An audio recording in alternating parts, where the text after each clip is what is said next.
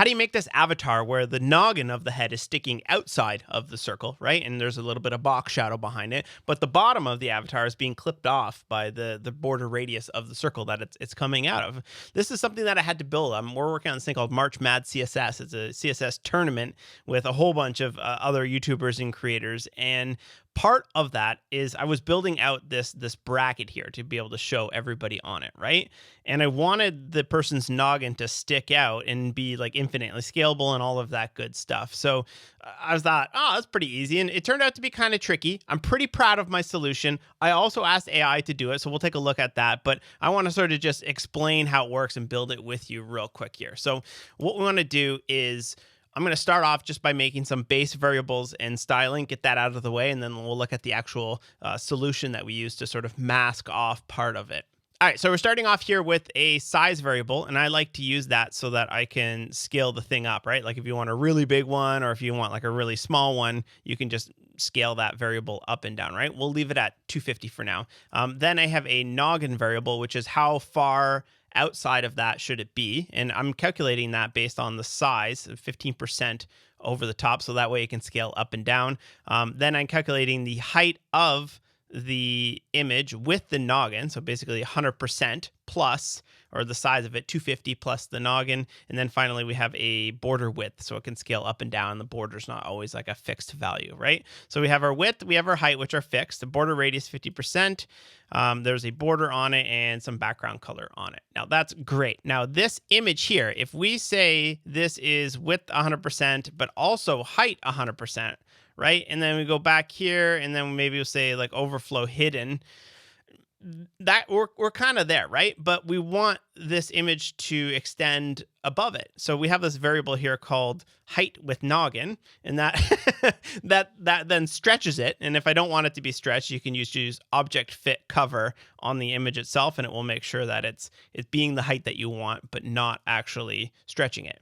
Now, if I take this overflow hidden off the avatar itself, you'll see that the image is starting at the top and then going down. We want the opposite of that, right? So what we'll do is we'll display flex and align items at the end of that. And what that does is it starts the image at the bottom of the avatar circle, and then we'll size on up, which is exactly what we want. Good. Now the noggins are sticking out of it, right? But if we were to overflow hidden on those, you'll see obviously the noggins are getting cut off on the circle. So what we want to do here is we want to mask off the bottom of the image based on the circle, but not the actual border, right? If we go back and look at right here, the border goes all the way around, but the part of the image that would then overflow on the bottom here is going to be masked off with, there's kind of two ways we could do this, right? You can use a CSS mask or you can use CSS clip path.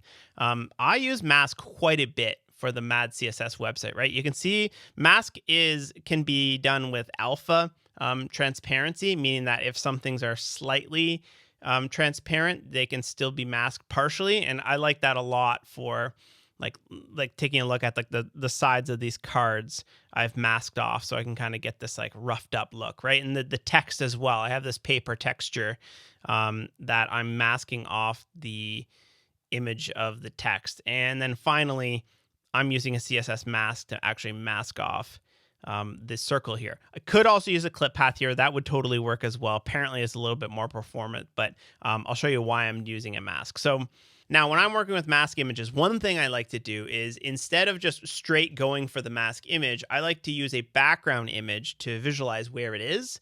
And that's really helpful because background images and mask images have the exact same syntax.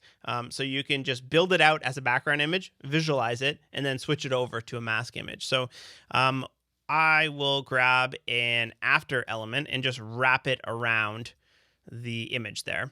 Then we're going to go ahead and build the background image. Now, this is a little bit tricky, so I'm going to pull this from the answer that I already have, and I'll sort of step it through with you one by one, right? So what I just did there is I stuck a mask size in there. That is going to be half of the size because it's the radius in a radial gradient is based on the radius, not the diameter. So I divided that by 2. And then I also subtracted the border width, so it doesn't actually mask off the border width.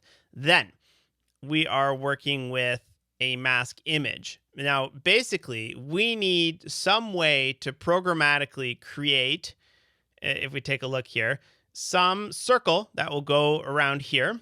And then we also need to make sure we include the top of the head. So I essentially just need one circle to include the stuff in the circle. And then I also need like a little, like a rectangle up here on the noggin to get it off. So I have 2 images that I've created here. If I change this from red to, what's another color? Orange, right?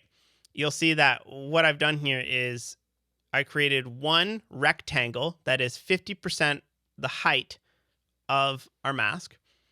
And then I also created a secondary radial gradient, which is going to be the circle. And these can, in my case, since I'm using an alpha mask, I'm going to be able to just use any color that I want. There's also luminosity masks, which, depending on how far they are between black and white, they will be masked out according to that. Then we have a couple mask repeat properties, and then the position of where they're going to go. Now, if I put an opacity on that of like 0.7, you'll see that those are the parts that we want to keep, right? We want to keep the orange square and we want to keep the blue circle. It's not perfectly lined up. I'm willing to bet that's my border.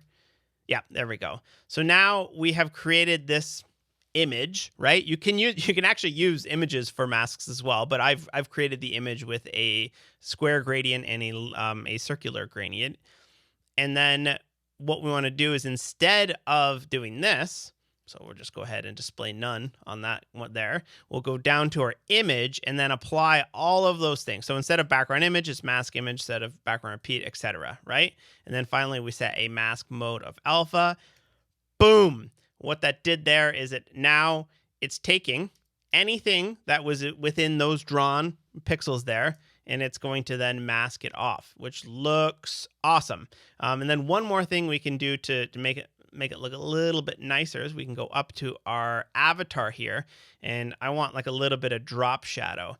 And you can't just put like a box shadow on here, right? Because that's going to, that kind of worked. No, that didn't work, because the avatar is circular, and you'll notice that the noggins, the heads, don't have a drop shadow. So what we can do is, instead of using a box shadow, you can use a CSS filter and a drop shadow on there. And then that also, I'm not sure if you can see that or not, but that also is including the hair and the head and stuff like that. It's actually applying a drop shadow to it, which looks awesome. And then finally, let me show you how sweet this is, right? If we go to our avatar and then change the size to like 150 or 50px or 550px, they always scale up and down accordingly, which is absolutely beautiful. Pretty nifty. I was pretty proud of that. I'm curious to see how other people might solve it. One idea that I had was maybe we just duplicate the images and then like show the top, right? And then the second one you only show the bottom, and then that one can have like a radius around it where you only overflow hidden on the bottom. But I hate having to duplicate elements simply for styles. It happens sometimes, but if you can get away with not doing that, it's great.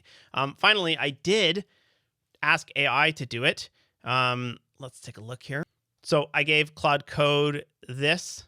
I gave it a screenshot and I gave it the image of myself and asked it to do that. And it came up with this right here, which is quite honestly pretty good. I'm not anti-AI. I used AI to write quite a bit of this code myself, but not exactly perfect. I had to sort of step through it and describe it. And it did use the double image trick that we did. And then they also put a size variable in there, but you can see as the size is going up and down, it kind of gets goofed up a bit. It's not totally as scalable as the implementation that I have. So that was a really fun one. Hopefully you enjoyed that. Let me know what your solution would be. I'll put the code down in the comment below.